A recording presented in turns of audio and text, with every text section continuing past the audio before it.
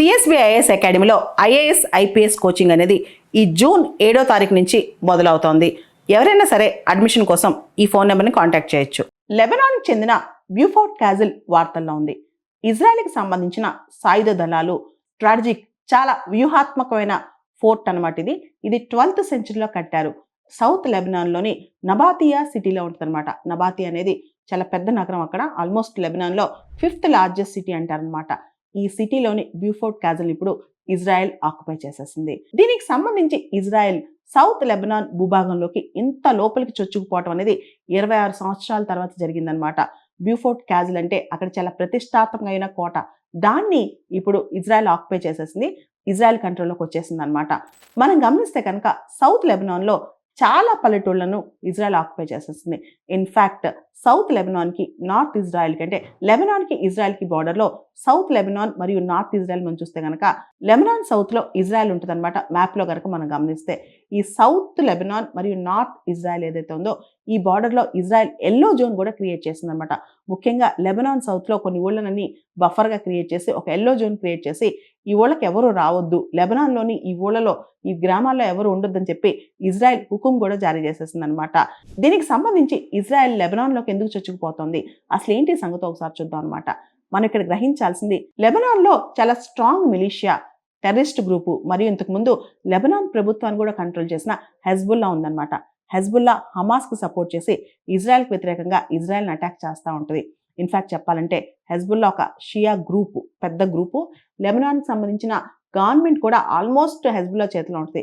ప్రస్తుతం ఉన్న Lebanon government ఎంత ట్రై చేసినా హెజ్బుల్లాని డిసార్మ్ చేయలేకపోయింది. హెజ్బుల్లా చేతిలోంచి ఆయుధాలు విడిపించలేకపోయింది. రీసెంట్గా కనుక మనం గమనిస్తే 2 మాసాల క్రితం డొనాల్డ్ ట్రంప్ ఆధ్వర్యంలో హెజ్బుల్లాకి మరియు ఇజ్రాయెల్కి మధ్య శాంతి ఒప్పందం కూడా కుదిరింది. ఒప్పందం కుదిరినా సరే హెజ్బుల్లా ఇజ్రాయెల్ ఇద్దరు కూడా కొట్టుకుంటున్నారనమాట.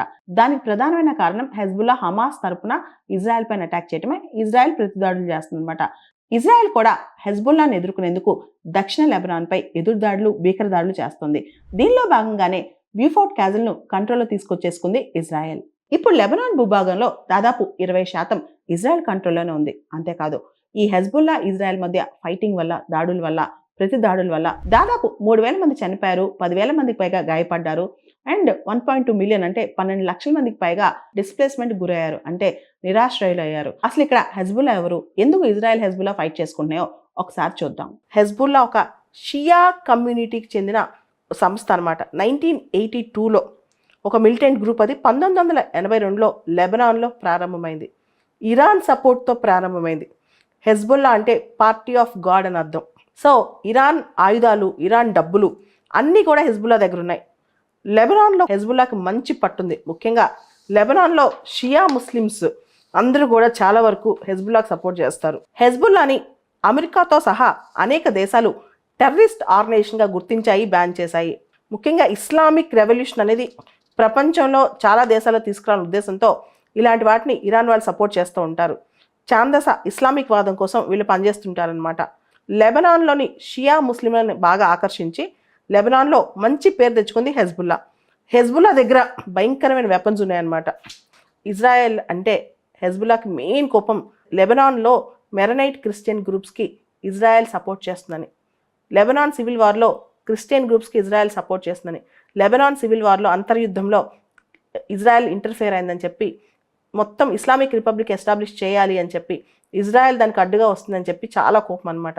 ముఖ్యంగా ఇరాన్ కూడా ఈ ఐడియాలజీకి సపోర్ట్ చేస్తుంది. ఇరాన్ ఒక గ్రూప్ని స్టార్ట్ చేసింది, యాక్సిస్ ఆఫ్ రెసిస్టెన్స్ అని. అది anti western, anti Israeli, anti Saudi alliance అనమాట.